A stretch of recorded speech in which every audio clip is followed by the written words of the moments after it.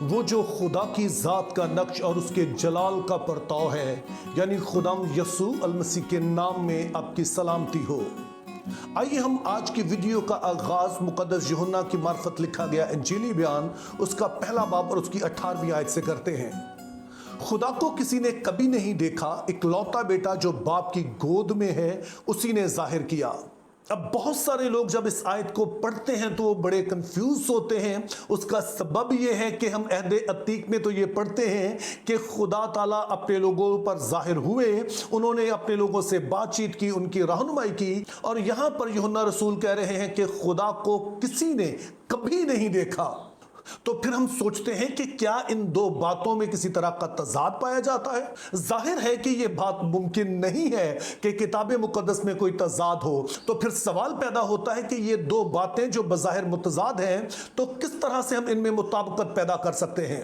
تو اس کا طریقہ میرے عزیزو یہی ہے کہ ہم اس حوالے کی ایک درست انٹرپریٹیشن کریں، اس کی ٹھیک تفسیر کریں، اور ٹھیک تفسیر کے لیے جو بنیادی اصول ہے کہ کانٹیکسٹ از دا کنگ، یعنی کہ سیاق و سباق جو ہے وہ بادشاہ ہے جو فیصلہ کرتا ہے کہ کسی آیت کا حقیقی مطلب کیا ہے، ہم اس کو اپنائیں۔ تو پھر اس آیت کا سیاق و سباق کیا ہے؟ تو اس حوالے سے پہلی چیز آپ نے یاد رکھنی ہے کہ یہ یوحنا کی انجیل کا جو ابتدائیہ ہے، پرولوگ ہے، تمہید ہے، یہ اس کا حصہ ہے۔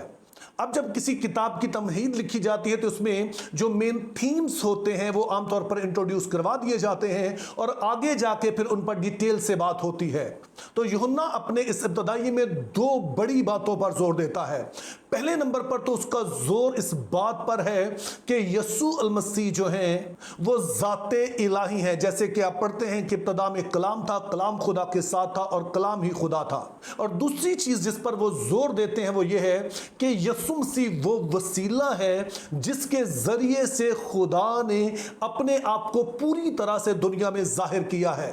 اب اس بات کو اور بہتر سمجھنے کے لیے یہ 17 اور 18 آیات جو ہیں ان کو ہم ملا کر پڑھتے ہیں، اکٹھا پڑھتے ہیں، جن میں کچھ یوں لکھا ہے: کیونکہ اس کی معموری میں سے ہم سب نے پایا، یعنی فضل پر فضل، اس لیے کہ شریعت و موسیٰ کی معرفت دی گئی مگر فضل اور سچائی یسوع مسیح کی معرفت پہنچی۔ خدا کو کسی نے کبھی نہیں دیکھا، اکلوتا بیٹا جو باپ کی گود میں ہے اسی نے ظاہر کیا۔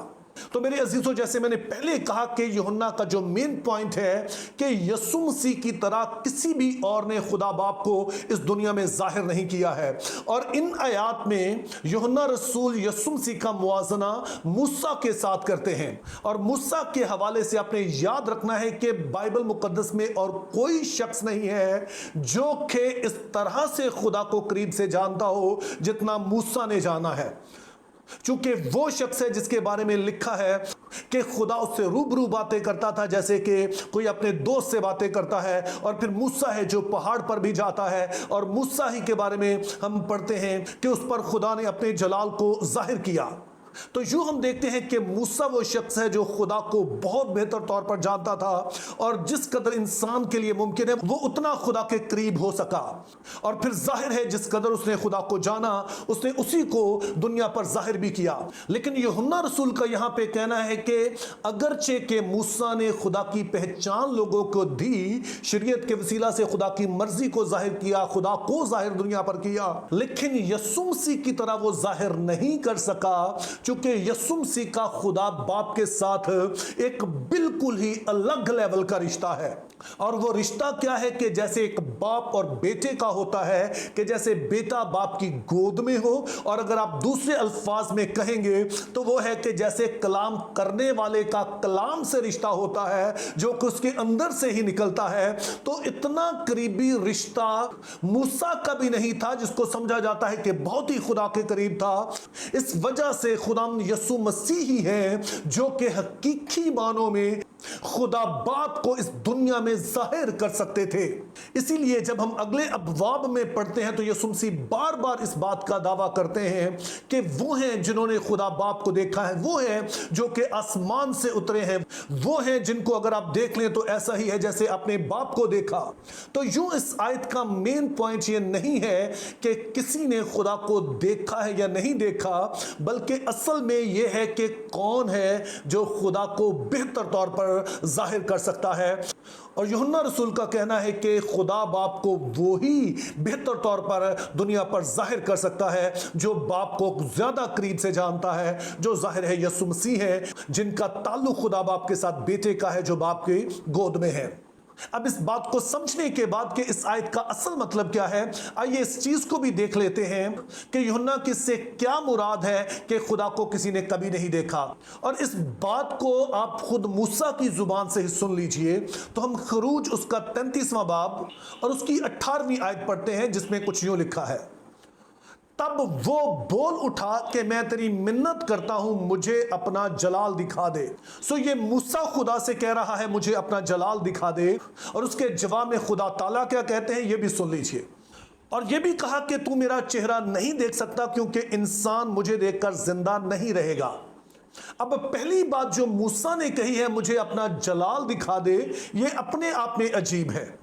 उसका सबब क्या है? चूंकि जब से ये मुल्के मिस्र से निकले हमने देखा कि खुदा आग का सतून बनकर और दिन को बादल बनकर उनके साथ साथ रहता है। और इस वाले हवाले से पहले हम मूसा को देखते हैं कि वो पहाड़ पर भी गया है, वहां पर उसने खुदा से बातचीत भी की है, खुदा ने वो तख्तियां भी दी हैं जिन पर 10 अहकाम लिखे हैं। लेकिन इन सब कुछ के बावजूद मूसा का कहना है खुदावन मैं तुझे देखना चाहता हूं। अब सवाल यह है कि पहाड़ पर अगर मूसा ने खुदा को देख लिया है, बाकी जगहों पर खुदा ने उससे बातचीत कर ली है, तो अब क्यों वो खुदा को देखना चाहता है? तो उसका सबब मेरे अजीजों ये है कि खुदा जब भी नजर आया वो एक पर्दे में नजर आया। उसका एक सबूत वो है कि जब खुदा ताला अब्राहम पर जाहिर होते हैं तो वो एक इंसानी रूप में है। तो इससे आप अंदाजा लगा सकते हैं कि जब भी खुदा अपने लोगों पर जाहिर हुआ वो एक तरह के पर्दे में था कि अगरचे वो लोगों के सामने भी था लेकिन साथ में वो उनसे बहुत दूर भी रहा। और उसका सबब खुदा ताला खुद बताते हैं कि अगर खुदा अपने आप को पर्दे में जाहिर ना करता तो फिर कोई भी उसे देखकर अपने जलाल में, असल जलाल में देखकर उसको जिंदा नहीं रह सकता था। उसका सबब क्या है? क्योंकि जिस बदन में हम हैं ये गुनाह आलूदा है और ये जलाली बदन नहीं है, ये खुदा को उसके जलाल में देख नहीं सकता है। तो इस तरह से हम देखते हैं कि कोई कितना भी खुदा के करीब हुआ हो, हर किसी ने खुदा को पर्दे में ही देखा।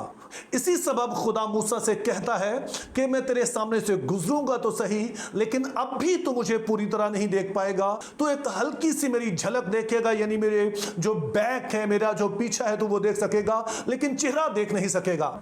और जब यूहन्ना रसूल यहां पर कहते हैं कि खुदा को किसी ने कभी नहीं देखा, तो उनका नुक्ता यही है कि खुदा को किसी ने कभी उसके पूरे जलाल में नहीं देखा।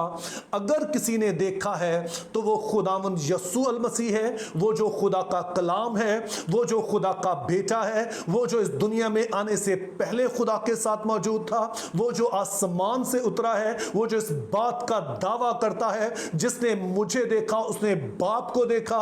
तो यूं दुनिया में और कोई ऐसा नहीं है जो दावा कर सके कि वो खुदा को हकीकी मानों में जानता है सिवाय यीशु मसीह के।